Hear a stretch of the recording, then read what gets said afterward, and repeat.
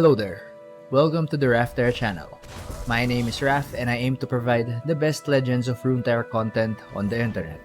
I am a master rank player who has played in the professional level of LOR.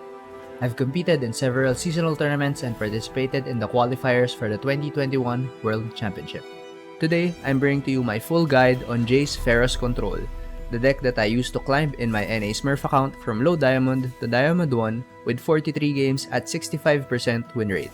After watching this video and with the right amount of practice, I'm confident that you will be able to reach masters with this deck. Here is the deck list I used. I will also put the deck code in the description of this video. Jayce Ferros is a control deck that can also play like an aggro or a mid-rangey combo deck depending on the matchup. The deck is built around the Jayce game plan. Cast as many 6-cost spells as possible and win the game with level 2 Jayce or Albus Ferros in the late game. The 6-cost spells in this deck are Vengeance, Shock Blast, Piercing Darkness, and Assembly Line. These spells give the deck removal, healing, burn, and tempo, all tools that are useful to survive the early to mid game. Albus Ferros is the deck's high-end finisher. In a deck that is built around casting 6-cost spells, his burn skill ramps up very fast. He functions very similar to Commander Ledros, a late-game burn card that requires an answer from the opponent.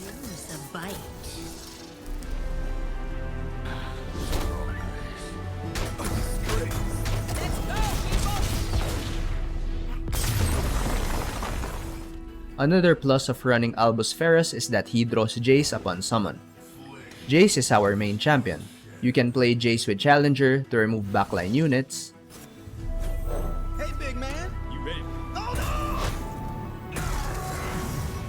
no! Or you can play him with Quick Attack to be a damage threat on your attack turns. Nothing beats fear. Let's get to work. This is the cutting edge of progress. Once leveled up, there are usually two ways of winning with Jayce. First is launching a big attack using Acceleration Gate double cast with a wide board. Interesting use of tech. For acceleration.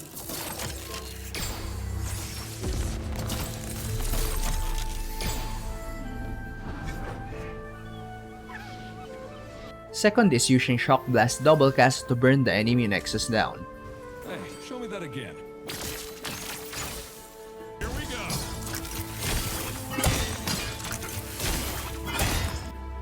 Firing.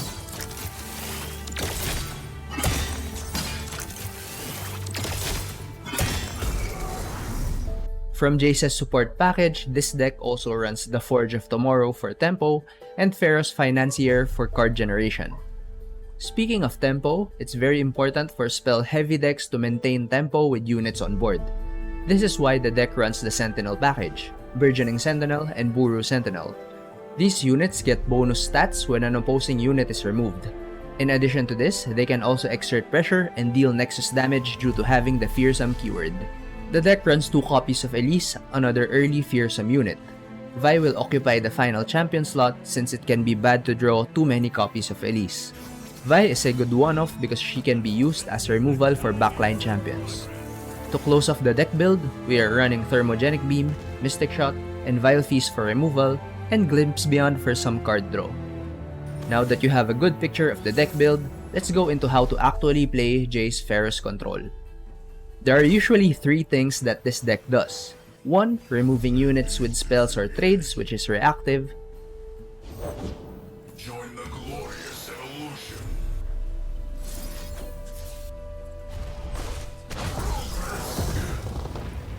2. Exerting pressure with units, which is proactive.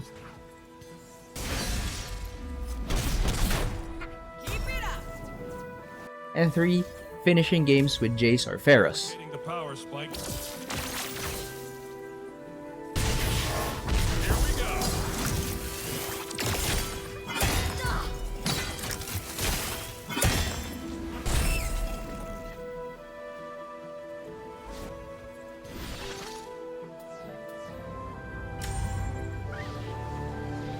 As I mentioned earlier, this is a flexible deck that mulligans and plays different game plans depending on the matchup. To make things simpler, I'll categorize these game plans into 3 types: control, balanced, and combo. All these game plans finish games with Jayce or Ferros, but what sets them apart from each other is whether they prioritize removing units or exerting pressure. The control game plan focuses on removing units and playing reactive as a priority, then exerting pressure only once you've removed most of your opponent's units. You will apply this game plan against aggressive decks like Spider Burn, Pirate Aggro, or Lurk Aggro. These decks will try to finish games as fast as possible, so it's imperative that you focus on removing their early units. Against these decks, it's very important to have a play in the first 2 turns. You look for units like Elise, Burgeoning Sentinel, Ferros Financier, or for spells like Thermogenic Beam, Mystic Shot, and Vile Feast. If you already have a play for the first 2 turns, you can also keep turn 3 plays like the Forge of Tomorrow and Buru Sentinel. Against burn heavy decks, I also like keeping Piercing Darkness. The balanced game plan, as its name suggests, is balanced between removing units and exerting pressure. You will apply this game plan against most mid-range and combo decks like Victor Combo, Scouts, and Ezreal Draven. You will want to apply pressure and tempo, but at the same time, you want to make sure you're representing enough mana for removal on crucial turns like turn 4 for Victor or turn 3 for Misfortune. Against these decks, you want to mulligan for Burgeoning Sentinel, Buru Sentinel, Elise, and the Forge of Tomorrow as units. But you also want to keep hard removal spells like Thermogenic Beam, Vengeance, Shock Blast, and Piercing Darkness. Finally, the combo game plan is the aggressive game plan, prioritizing being proactive and exerting pressure over anything else. You will apply this game plan against decks that you can't win against in the late game, like Mono Shurima, Field Rush, and Anivia Control. You want to apply pressure with units and level up Jayce as soon as possible. The game plan is to inflict as much Nexus damage as possible and to finish the game with level 2 Jayce before the opposing deck comes online. For the mulligan, you want to look for Elise, Burgeoning Sentinel, the Forge of Tomorrow, Buru Sentinel, and Assembly Line. If your opponent has key units in the mid game, you can also keep one hard removal like Vengeance or Piercing Darkness. Now that you know how to mulligan and how the games with the deck go, let's go into some general tips. Know your game plan when the game starts. I emphasize the different types of game plans because there are lots of decisions that you need to make when playing this deck. If you don't know your game plan, you will feel lost most of the time. Having a clear vision of what you want to do will allow you to make the correct decisions. Plan in advance and prepare mana for removal on crucial turns. For example, if you are up against Scouts, you know that they're going to want to play Misfortune on turn 3. Your cleanest answer to Misfortune is either Piercing Darkness or Vengeance, which are both 6 mana spells. This means that you want to bank mana in the first 2 turns in order to represent removal on the crucial turn 3. You also want to plan in advance in terms of your big kill turns. For example, if you are looking to finish the game, you want to make sure to plan ahead and have enough mana for Jayce plus Acceleration Gate or Jayce plus Shock Blast. Plan your combos with Forge of Tomorrow. It's often easy to forget that you can get free mana from the Forge of Tomorrow. For example, on turn 6, you can cast 2 6-cost spells with the mana refill. These crucial turns can be game-defining if you play them correctly. Overall, this deck will require you to plan ahead most of the time, which is a good skill to practice in Legends of Runeterra. The deck will be favored against meta decks like Scouts, Ezreal Caitlyn, and Victor Riven, and will be even against most other decks like Mono Shurima and Pirate Aggro. 2 matchups that I found to be unfavored are Lee Sin Victor and Taliyah Ziggs, mainly because they can protect their key units with Deny or Ancient Hourglass. Lee Sin Victor and Taliyah Ziggs are 2 very strong meta combo decks. If you want to learn how to play them, I have guides for both of them, so do check them out after watching this video. Before we delve into specific matchups, make sure to join my Discord channel so that you can view my tips and tricks for the deck matchups that I will not be able to cover in this video. Link will be in the description below. Now, let's go into some sample games for you to see the deck in action. For the first game, we will go into a game where I implemented the control game plan against Pirate Burn.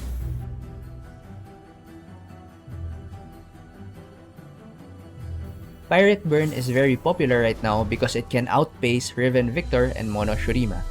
Against Pirate Burn, you want to look for early units and early pings. In this game, I kept Vile Feast as a ping and 2 copies of Ferros Financier. Keeping 2 copies of Ferros Financier was a misplay. I should have just kept one copy as a turn 2 play, then looked for better units to play for later turns. Be very careful when using Vile Feast and Piercing Darkness. Your opponent will interrupt these spells with Noxian Fervor. If possible, only use heal spells when you are certain that your opponent cannot react with Noxian Fervor. On turn 2, I was able to throw Elise, which is overall a better turn 2 play over Ferros Financier because she generates a spider. If they don't break, they'll burn. The few for the many. You miss a bite. Your path ends here. So young.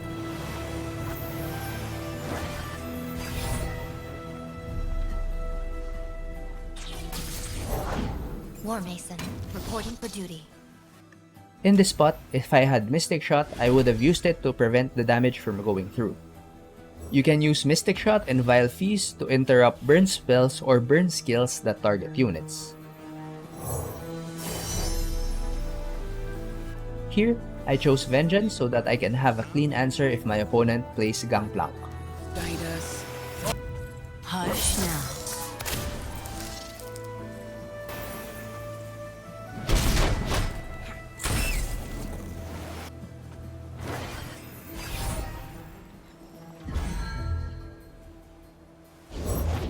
Keep up, keep up!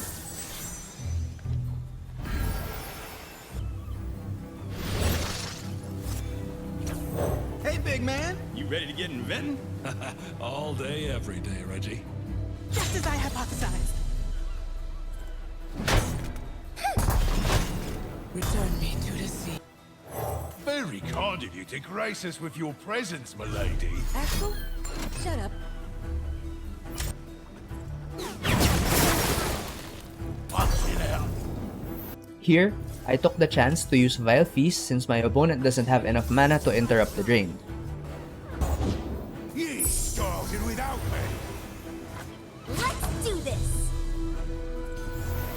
Not on my work site, bub. Let's go, people! Be mindful of situations where you can level up Elise.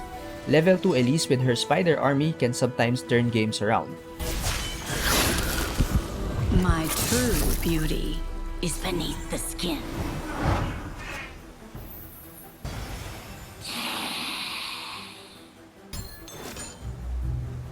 In this spot, it's very tempting to get the heal off from Piercing Darkness, but my opponent still has 4 mana and he can respond with Noxian Fervor. Once my opponent tapped below 3 mana, he can no longer use Noxian Fervor, so I safely used Piercing Darkness and got off a crucial heal.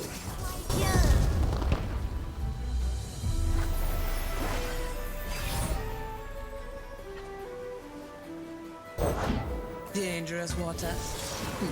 Now, the match is reaching the late game, Ferros can start burning the Nexus. Without means, and means are nothing without the mind.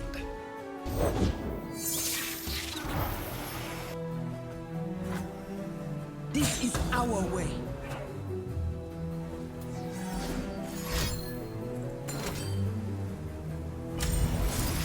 In this spot, I interrupt the Noxian Fervor with Vile Feast.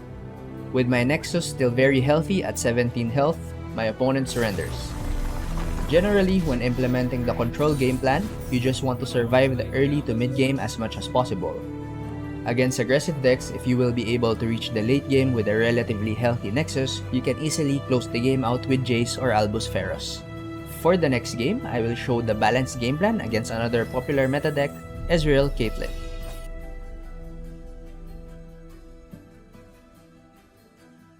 In this matchup, you can follow the general mulligan guidelines for the balanced game plan.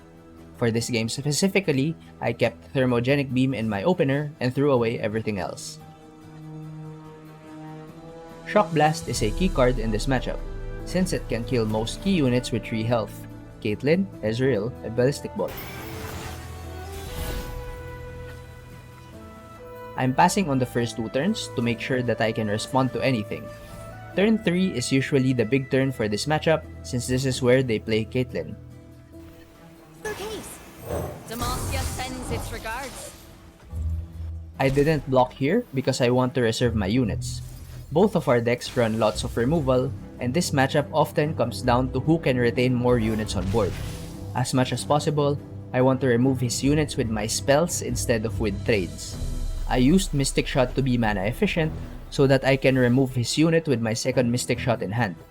On turn 4, I passed again to play reactive just in case my opponent plays Caitlyn. Once my opponent dropped 2 mana, I can now spend mana as well. I played Jayce with quick attack to start applying pressure.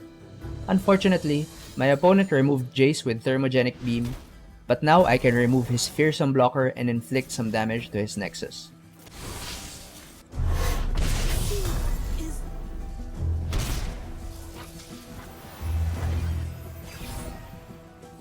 The next turn, once again, I still represent 6 mana for my key removals.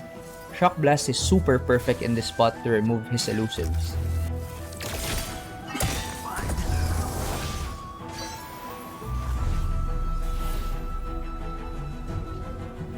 Once again, I pass first and play reactive. If he passes back, that's good for me since I'm ahead in tempo. I'm doing this my way.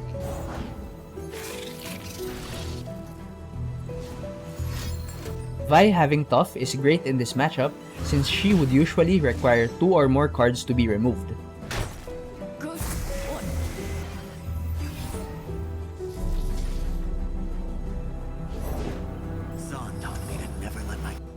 I know what lurks in the shadow.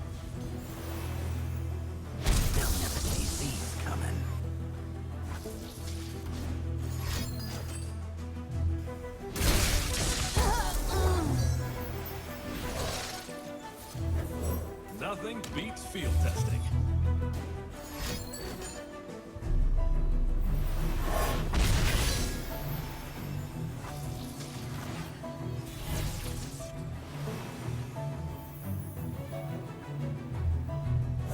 Light is a lure in the In this spot, I pass first because I'm not in a rush. I want my opponent to first use the fleeting spell that he got from Station Archivist. There would be no point in attacking now. He probably had removal for my Jayce at fast speed since he went out of his way to damage my Jayce last turn. Once he casted Ravenous Flock, I respond with Vengeance at fast speed to remove the Fearsome Blocker into an immediate attack. I move forward. Split her out from the darkness. With no Fearsome Blockers, I inflict massive damage to the Nexus.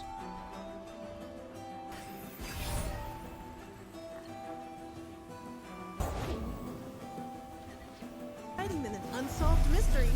Keeping pace. Preparing for a surprise.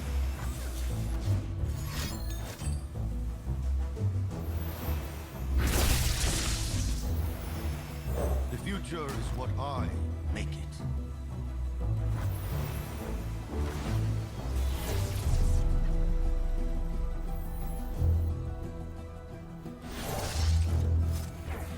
Ah, my prize asset. Kind of you to meet me. Can't decline an invitation from Albus Ferros.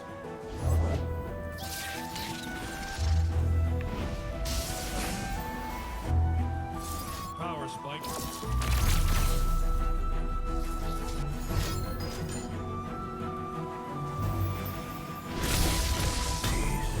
Clear the ring.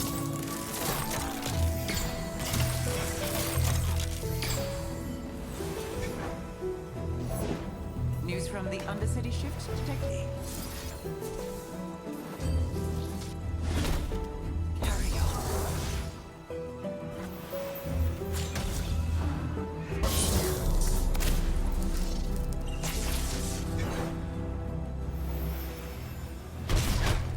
So young. On my next attack turn, I play my finishers, remove his units, and win the game. The most important thing when playing the balanced gameplay is that you want to exert tempo with your units, but at the same time, you want to make sure that you have enough mana for your removal spells on crucial turns. Just like in this game, we made sure that we had enough mana for removals for his Caitlyn, Ezreal, or Ballistic Bot. Hey, if you like the content so far and you want to support me, please like the video, leave a comment, and subscribe if you want more videos like this. For the final game, I will show how I implemented the combo/aggressive game plan against the most popular deck in the meta, Mono Shurima.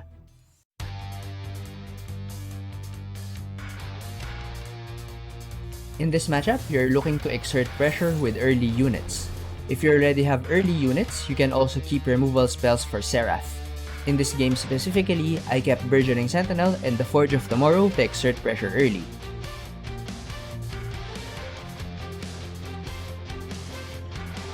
I have Assembly Line in hand, and I am attacking on even turns. By planning ahead, I know that I can summon Burgeoning Sentinel here and still bank enough mana to use Assembly Line on turn 4.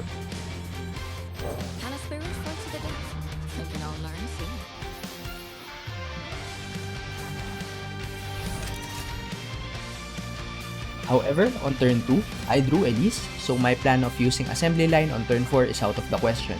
Elise is too good of a play for turn 2. When applying the combo/aggressive game plan, the name of the game is pressure, pressure, pressure. You want to apply pressure with early units and level up Jayce as fast as possible.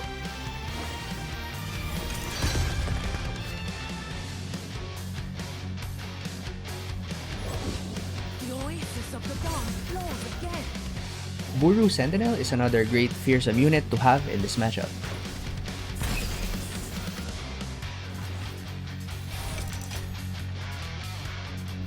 During this turn, I made a very big misplay. I should have just taken the open attack and dealt 4 damage. By developing, I gave my opponent the opportunity to summon a fearsome blocker, which would halt my attack completely.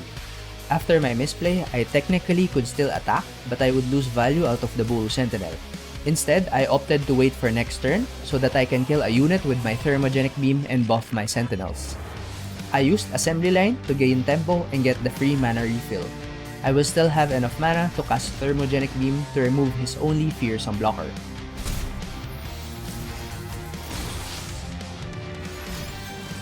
My opponent used Ancient Hourglass to make sure that he has a fearsome blocker next turn.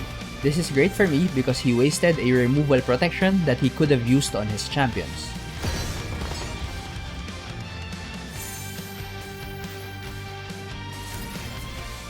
The next turn, I was able to get the kill on Azir because he didn't have Ancient Hourglass anymore.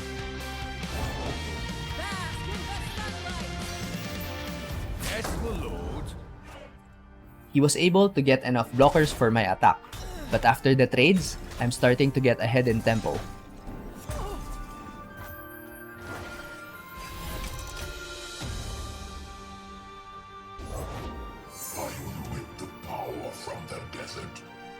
One girl wrecking crew.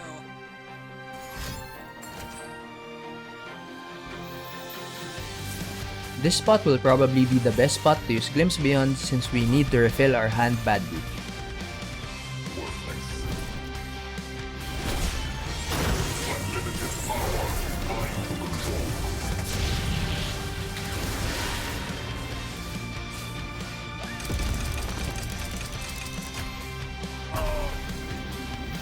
So far, my opponent is doing a great job to keep up on tempo.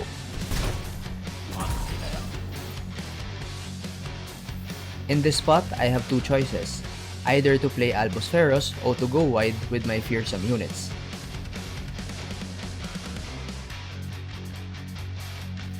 I chose to go wide because this route has chances of inflicting more Nexus damage if my opponent doesn't have more fearsome blockers.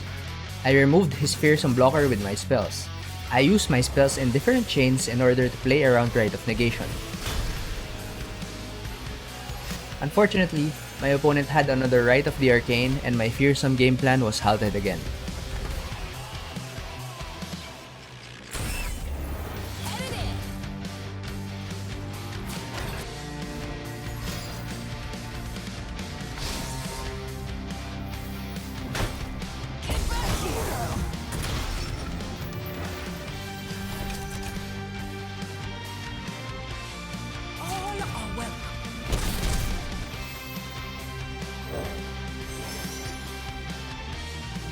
We now have officially reached the late game. This is where Albus Ferros can shine as a late game burn unit and as a draw card for Jayce. I've got your balance books here, Mr. Ferros. Show me results.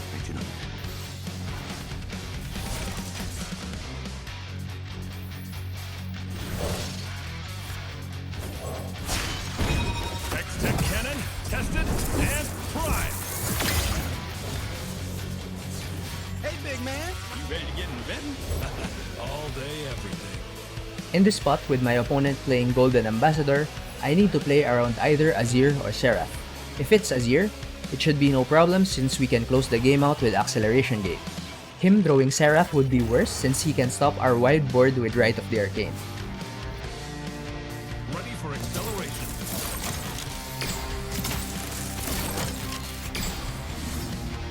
After double casting Acceleration Gate, I was able to get Scout, a great keyword to get on Albus Ferros.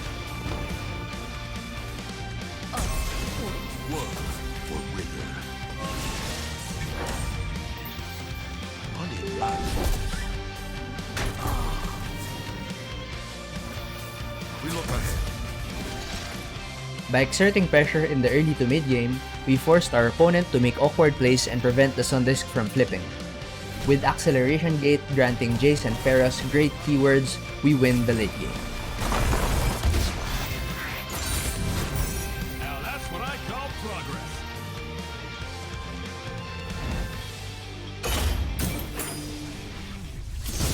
Now that you've seen the games, let's discuss on how you can tweak the deck depending on what you're facing.